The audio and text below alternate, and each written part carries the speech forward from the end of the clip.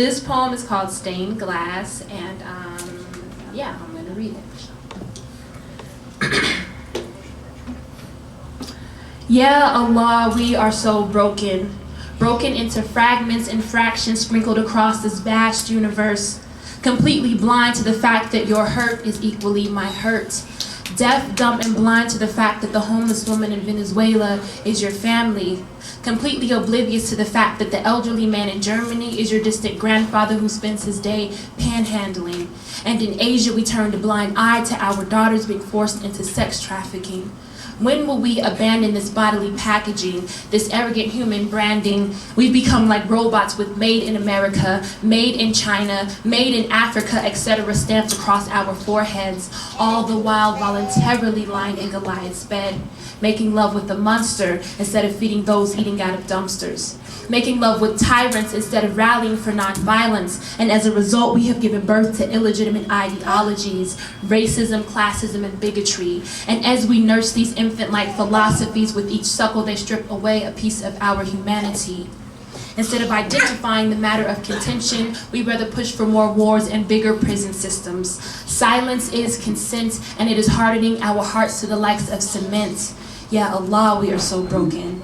And whether we realize it or not, each time we reject someone in need, a piece of our heart cries a little bit, and a piece of our soul dies a little bit, and the sun doesn't shine as bright as it once did. And without sunshine, there is no living, and without hate, there simply is no killing. An equation a 2-year-old could solve, and yet we sit back and let our hate and ignorance evolve into genocides, trails of tears, and holocaust, with our spiritual health being the cost. See, I love you because beneath your beautiful skin lies an even more beautiful soul, and that is reason enough to grab your brother and your sister's hand and collectively walk towards the goal of God consciousness and universal love. Love beyond and above these fences in your gated communities. Love beyond and above these artificial borders and across the deepest of seas. Love them even when they don't love you. Because love doesn't mean turning the other cheek. It means through the trials acknowledging their humanity and that we are all flawed beings. Love is shouting that we will not tolerate this injustice for another second. Love is holding your child in one hand and in the other lies an AK-47. Love is professing, I'd rather not shoot to kill, but if you continue to oppress and abuse us, I will. Love is knowing that fighting is the absolute last resort, and even in the thick of battle, praying for your enemies to abort their greed and evil that has them enslaved, praying for them to come to honesty and truth in God's name. Oh, how I wish the world could see that on a very real and deep level we are all connected.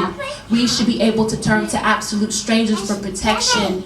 Yeah, Allah, we are so broken. However, when our broken bits are placed beside, we see that all of our jagged edges have perfect fits with strangers when we stand in ranks aligned.